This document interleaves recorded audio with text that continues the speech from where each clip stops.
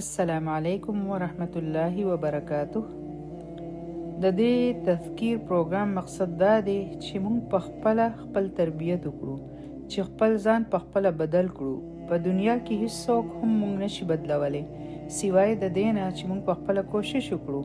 او که چېرې موږ داسې ونه کړل نو بیا به موږ ټول عمر کاږو پاتې شو لکه څنګه چې وو. او دا پروګرام به د خبرو نه سیوا نور څه نه وي. دا به فایده مند د هغه کس دپاره وي چې هغه غواړي چې زه یو بهتر بنده جوړ شم. په تېره هفته کې مون خبره کړې وه چې د چا نه توقعات مه ساتئ. که چېرې دا فیصله تاسو کړې وي چې تاسو د نورو خلکو په شان سلوک کول پرېږدئ او خپله رویه ساتئ، نو تاسو به وګورئ چې تاسو به د خلکو محبوب جوړ شئ. ځکه چې خلک به ستاسو نه ویریږي. بیا که هغوی تاسو را ونه بلي نو بیا به هغوی فکرمند نه وي. که هغوی ستاسو مدد نه کوي نو هغوی به بیا دروغ نه جوړوي، بلکې هغوی به ښه مطمئن وي په دې خبره چې هغوی ستاسو د شر نه محفوظ دي. تاسو به د هغوی دپاره ایزي ګوینګ جوړ شئ. د رشتو د قایم ساتلو دپاره خلک بیا د خپلو ګوتو په سرونو نه ودرېږي، نو بیا به در سره هغوی د زړه نه محبت کوي. او یاد وساتئ دا خبره چې څوک د چا دپاره اساني پیدا کوي او ایزي ګوینګ وي، نو د هغه خلکو دپاره د دوزخ اور حرام دی او هغوی په اور باندې حرام دي. داسې انسان خو د الله تعالی ډیر محبوب انسان وي. او که چېرې تاسو د دې سره نه اګري کېږئ او هغه شان سلوک کوئ څنګه چې نور خلک کوي، نو صرف په یوه مشوره باندې ضرور عمل کوئ چې بیا چرته هم د نورو خلکو شکایت مه کوئ چې فلانې داسې دی او فلانې داسې دی. ټیک ده، که هغه داسې وي نو زه یم، زه خو هم بالکل هغه یم لکه څنګه چې هغه دی، د هغو کاپي. نن به موږ د ریلیشنشپس معنی بیانوو. موږ ګورو چې زموږ په نزد د دې څه ډیفینیشن دی، څه معنی ده.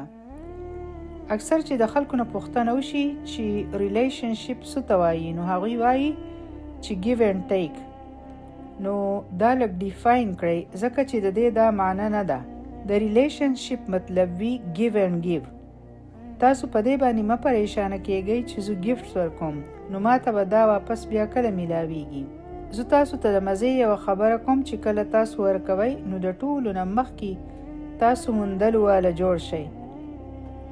څنګه ورته میلاویږي؟ څه ورته میلاویږي؟ پازیټیو انرژي ورته میلاویږي. څنګه؟ د یو مثال نه پوه شئ چې کله تاسو په چا باندې غوسه کوئ نو بعضې وخت هغه بنده ته د ذرې برابر هم فرق پرې نه وځي، هیڅ اثر پې نه کیږي، هغه ډیډ جوړ شي او لاړ شي. چې د دې خو دا د روزانه کار دی. مګر که تاسو خپل ځان ته پایین کې وګورئ نو هغه وخت به تاسو تک سره یئ، سپېږمې به مو پړسېدلې وي، سر به مو چورلي، بلډ پرشر به مو های وي، د زړه رفتار به مو تیز وي. نو ستاسو څه خیال وي چې تاسو په بل باندې غوسه یئ، حالانکې د دې اولنې اثر په تاسو باندې په خپله پرېوځي.